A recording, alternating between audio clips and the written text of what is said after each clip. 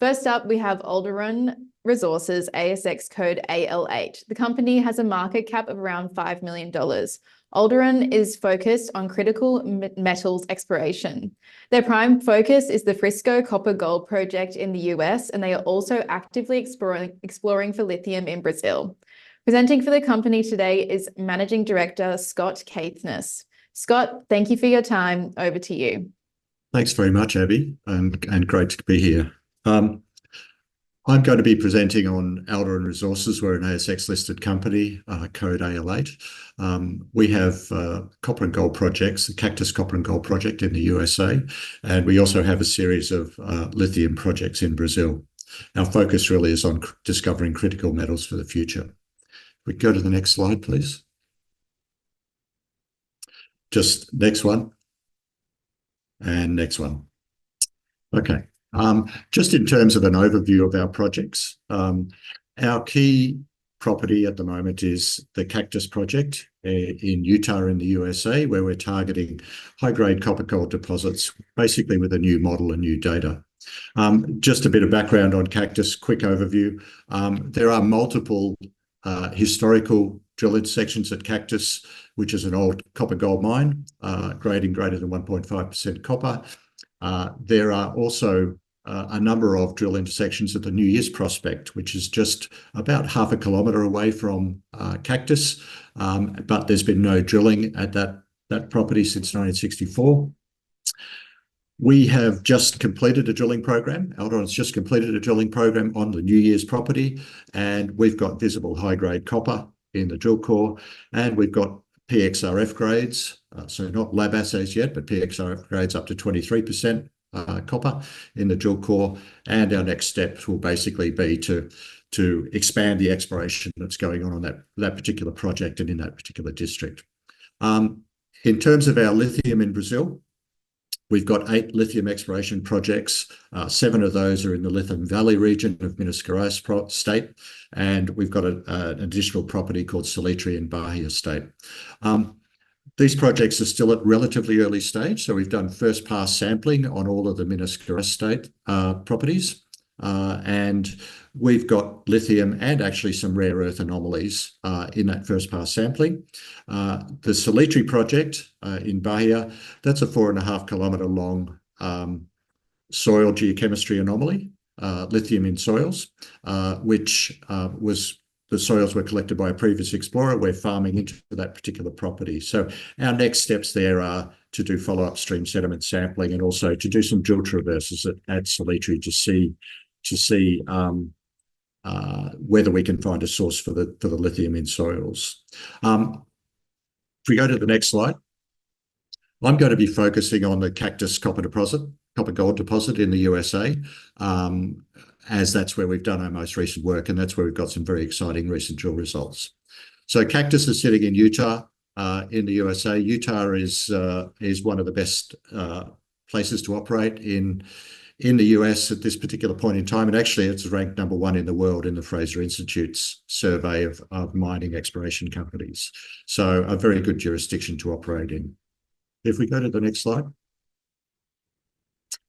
This is just what we've got in terms of the results of our drilling that we've just completed. So this is just a summary.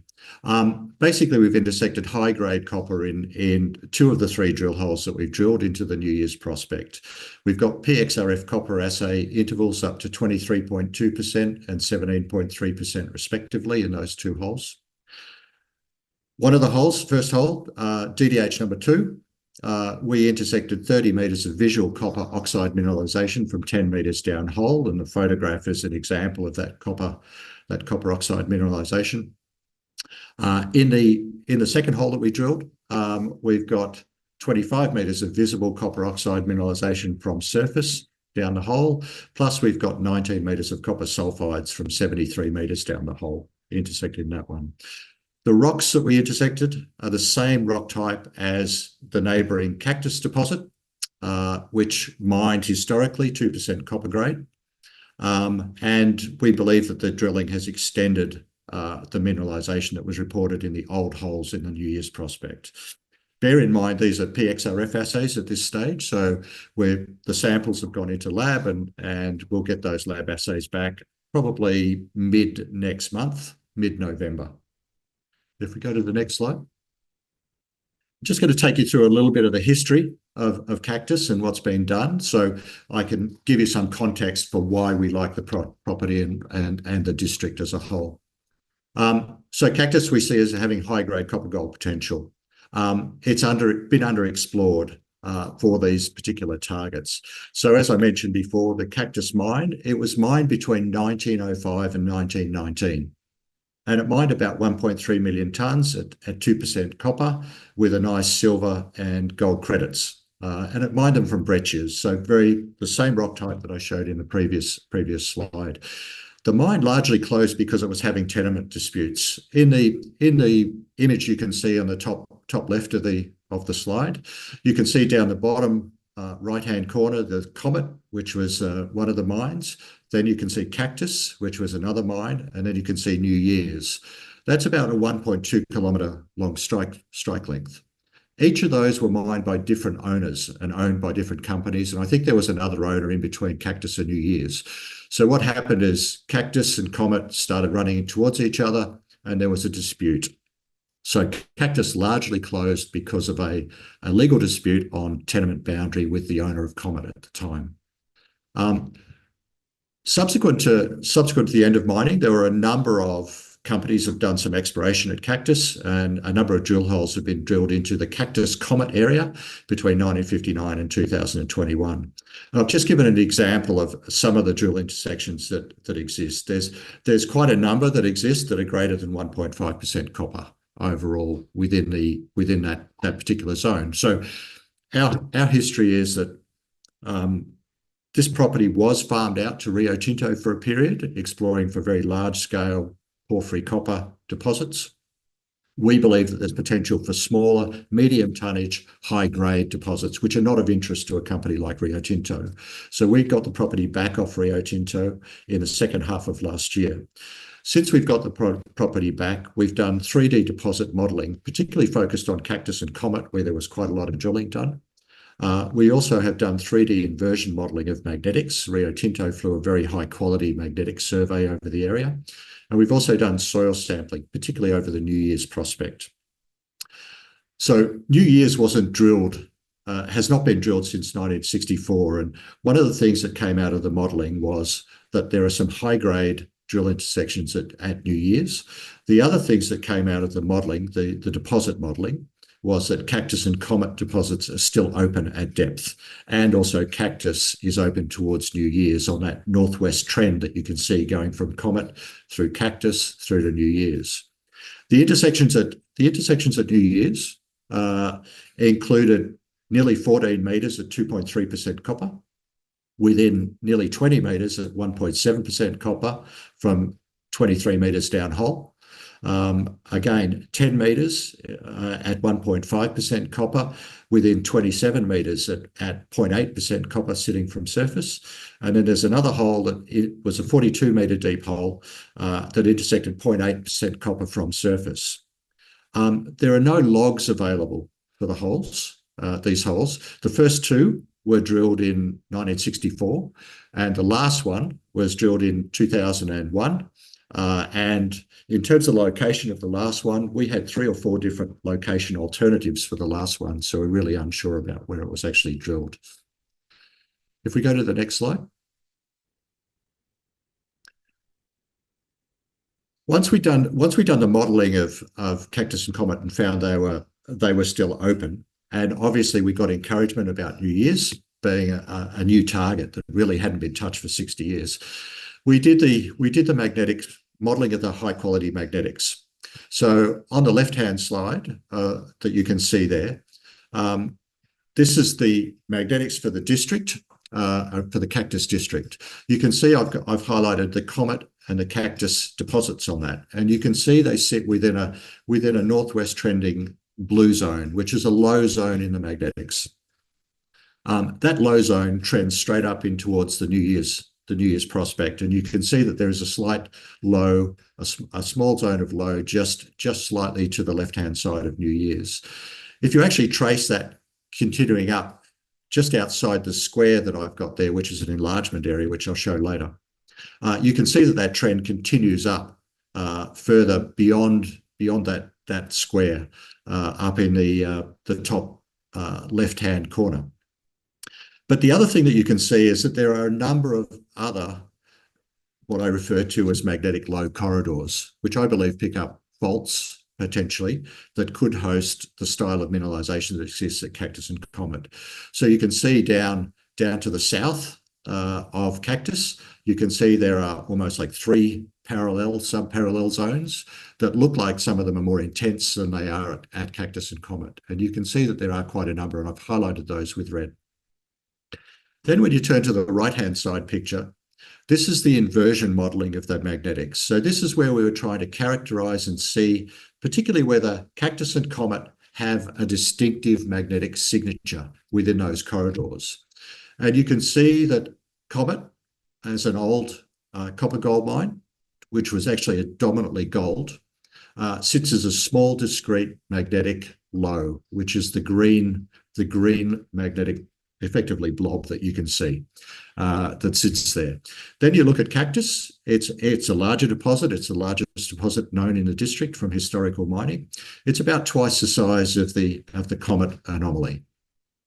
And then you go up towards New Year's and you've got another anomaly that looks like it's about twice the size of the Caithness anomaly.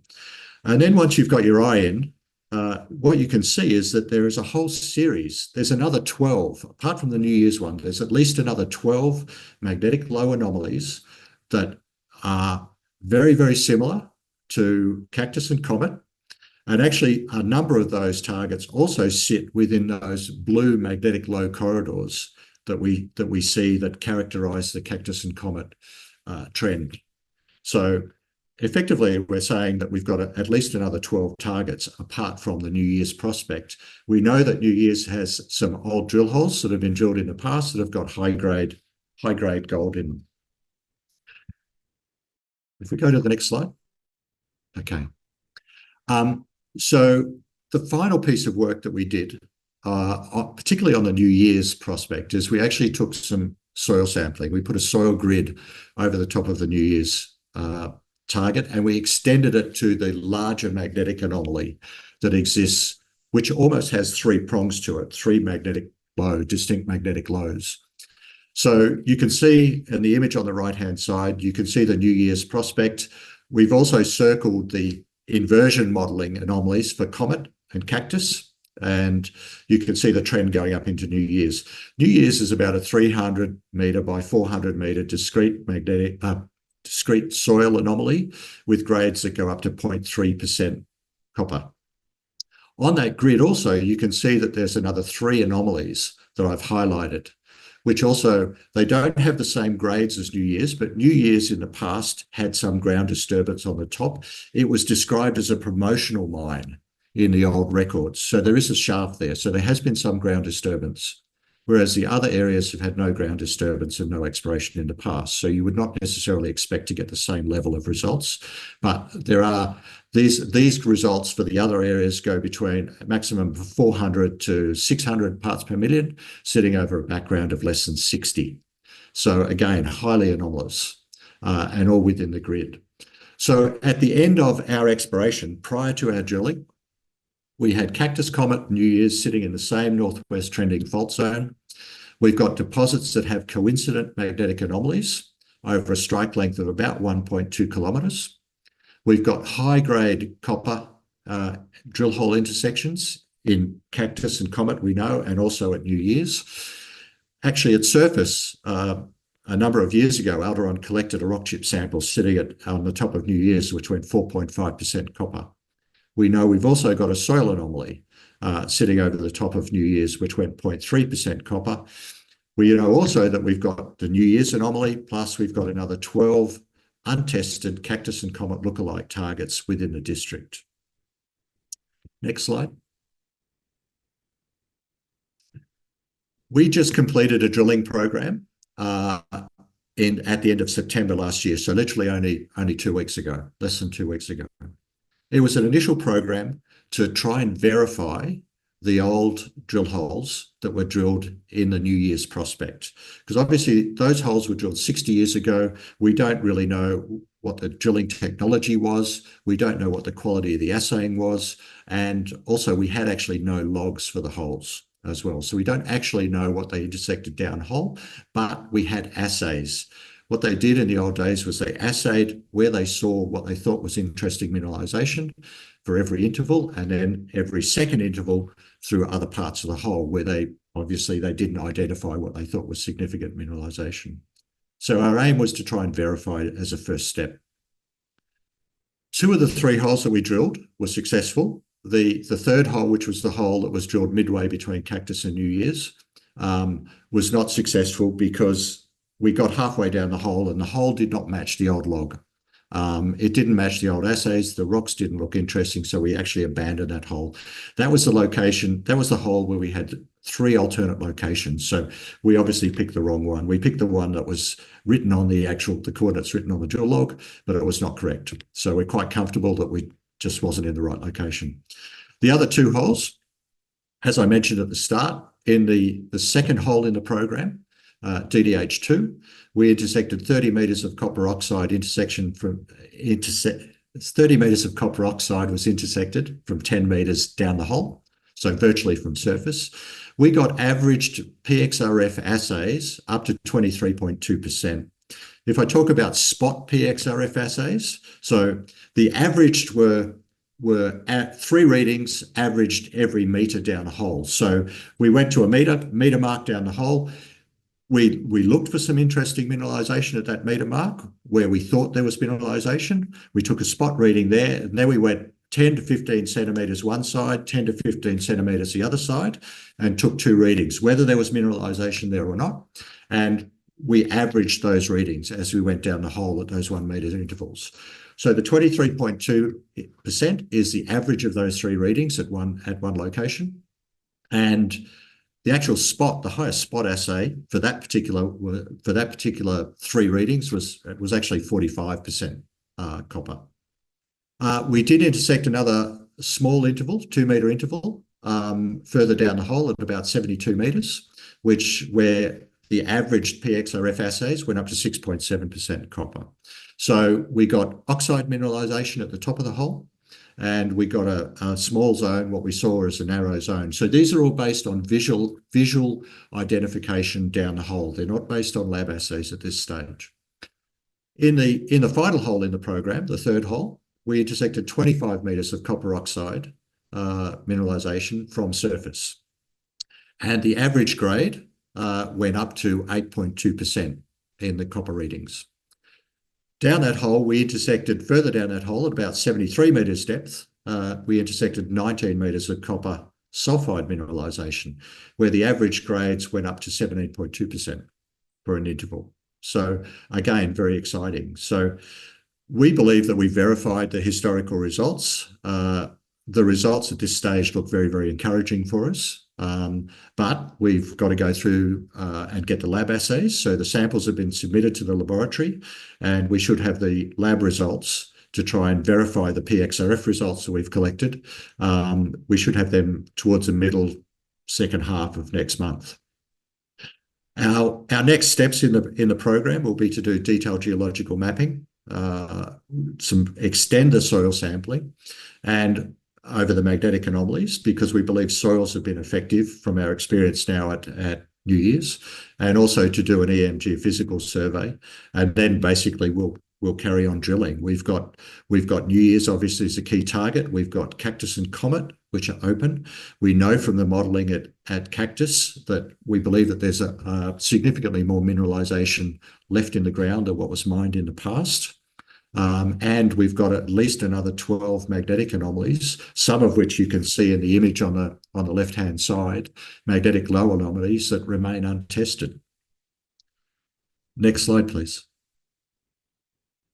So in terms of where we're at the moment, overall, USA copper, we've got high-grade copper intersected in our New Year's prospect. We've got 3 additional untested copper soil anomalies on the New Year's grid itself.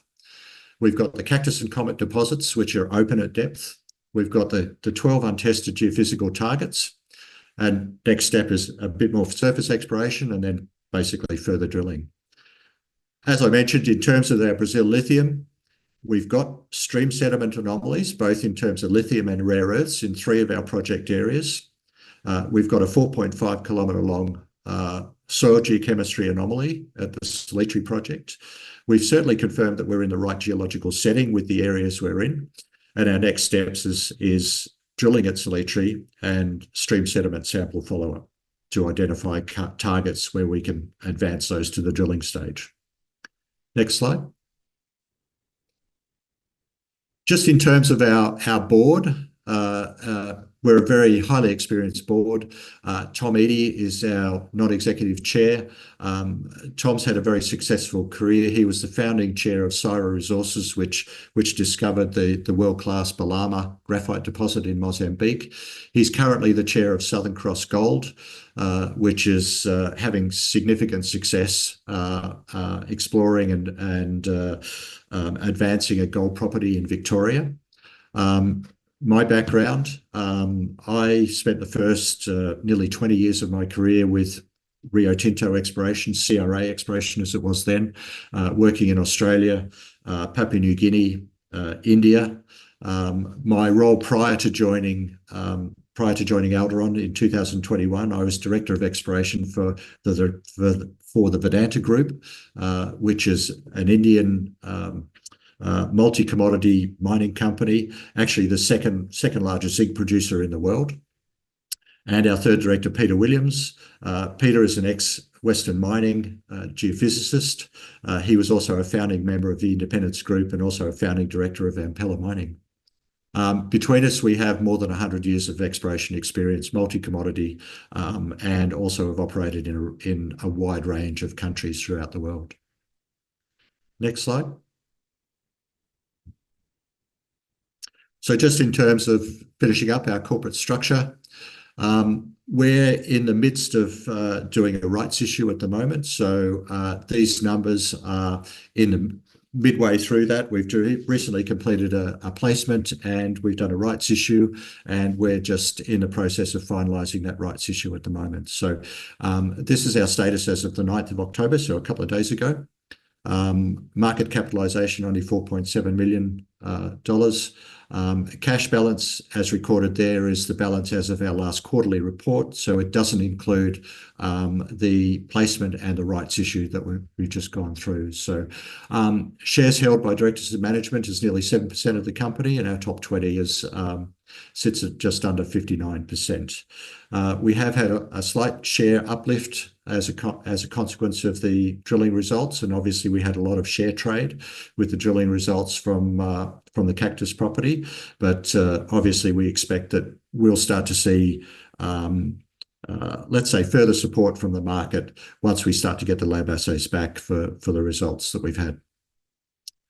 And final slide, please. Just contact information. The image there is the drilling that we were doing at Caithness just recently and at New Year's Prospect. And you can see the Caithness mine in the background of that drilling, and the Comet mine is further up that valley that you can see, which we believe marks the structure that the fault structure that trends from New Year's through to Caithness through to Comet. And that's all. Thank you very much.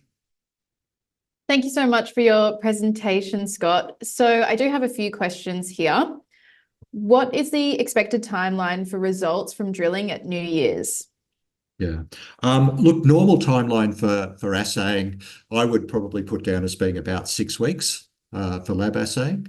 So I would expect that we would start to get, we would get the results back sort of mid next month. It might be early second half of next month. Look, we haven't had a time frame given to us by the lab yet. So obviously, if it's a bit quicker than that, then that would be a great result for us. And Scott, could you talk more about how the anomalies were identified? Yeah, look, the anomalies were identified through the combination of the modelling that we did of the Cactus and Comet deposits. So there's quite a number of drill holes into Cactus and Comet. So my focus when I got the project back was I thought Cactus, I saw the drill intersections that existed at Cactus and Comet from the historical drill holes that have been drilled after mining had ceased. And I looked at some of those results and I thought, well, this is really interesting. One of those drill holes, the 42 meters at 1.9% copper and 0.6 grams per ton gold that I had in the presentation slide, that was actually drilled by Rio Tinto only about 3 or 4 years ago. So they were drilling this target, I think, with a view to getting some ideas about where a porphyry might sit, but they didn't drill a deeper hole underneath these breccia type targets. So there's been a lot of drill holes drilled into it. And when I say a lot, I'm talking 20 drill holes sort of thing. And so I was encouraged by that. And then when the modeler was doing it, he actually included the New Year's area as well. And he actually identified and said, look, there's some interesting intersections at New Year's as well. And they were holes that were drilled in 1964. So we're talking 60 years ago. So that sparked the interest in New Year's. And then the additional targets, the 12 targets that I'm talking about, really they came from the magnetics modelling, because what we're working from in a district is we're not coming up with conceptual targets as such. It's not just an idea. We're working from known deposits that have been mined in the past, and they have a distinct magnetic signature and they have some high-grade drill intersections. But the interesting thing about those 12 other targets that we've got is they haven't been drill tested. There's as far as I can see from all the old records, there is no exploration done over those other targets at all. So they could be a combination of blind targets. These breccia pipes may or may not have come to surface. So there's nothing there to indicate that there's been any exploration. So they're wide open, exactly the same setting as Cactus and Comet. And Scott, could you comment on funding for upcoming exploration? Are you considering any equity raises or partnerships? Well, we've just gone, as I mentioned, we're just in the process of finalising a rights issue. We've just done a placement and a rights issue. So the placement was about $330,000. The rights issue is about $1.2 million. So we'll be reasonably well funded to go through the next phase of work on the property. And yeah, we're quite excited about that next phase of work. I think that there's a lot of opportunity in this area. As I mentioned at the start, it's not really a target for a company like Rio Tinto. I mean, you see the sorts of acquisitions that they get into of companies that have already identified, potentially 1 billion tonnes of copper, 1 billion tonnes of copper resource sitting in the ground. These are the sorts of targets where we're sort of multiple tens of millions of tonnes, but we're looking at sort of ballpark grade of 1.5 to 2% copper. Thank you, Scott. So that's all we have time for. Thanks for the presentation. We will be keeping a close eye on the company. Good luck and hope you have a great weekend. Thanks very much, Abby.